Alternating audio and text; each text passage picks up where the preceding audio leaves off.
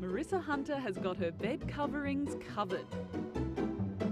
There's a feathered doona on her bed, synthetic quilts covering her kids' mattresses, and a linen cupboard full of woolen blankets she's inherited, and she's not sure how to wash any of them. I would have no idea if I'm washing them right. I just go with the flow. Luckily for Marissa, we've invited Toni-Maree Bishop from Elaundry to her house to help clear up her doona dilemma. From products to washing, to how it goes in the washing machine, to drying, it's not just about throwing it over the line, there's a few tricks. Because her children are young and accidents happen, Marissa is most worried about her kids' covers.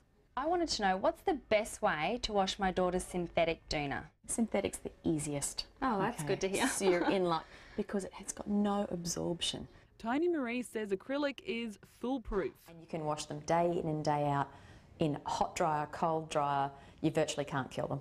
Acrylic doonas and blankets are perfect for little ones and the elderly who need their bed covers washed regularly. And they're cheap too. But being a man-made fibre, they don't breathe, says Crystal Koyman from Pillow Talk. So you can overheat. You just need to be conscious of that when you're buying it for someone else. Moving on to winter woolies, both blankets and doonas. Well, wool is a heavy fabric, but it does keep your body regulated. You're not going to overheat with a wool blanket or a wool quilt. With washing, TLC is the name of the game. You need to have cool to warm. You need to make sure that you do use a wool wash. Those products are specifically made for wool. They will give you the best possible clean. Use your delicate or wool cycle and dodge the dryer. Use the clothesline instead.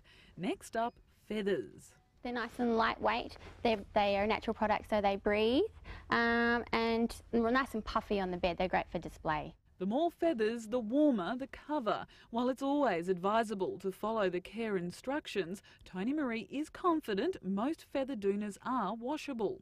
You just need to take care, and they get very, very, very heavy when they're full of water. A warm dryer is best for feathers, and here's a hot little tip: pop tennis balls in the dryer with the doona.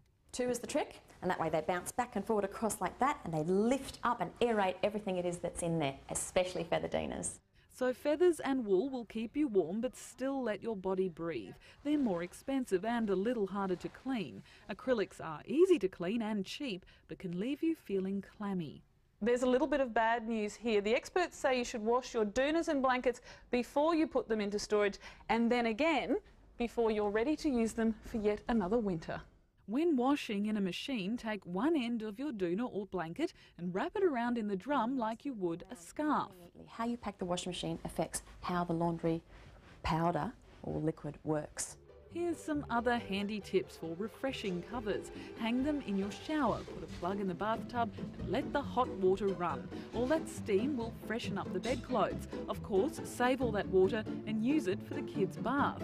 You can also use eucalyptus sprays to help keep things clean without washing, or then there's the good old-fashioned technique of beating your covers with a broom.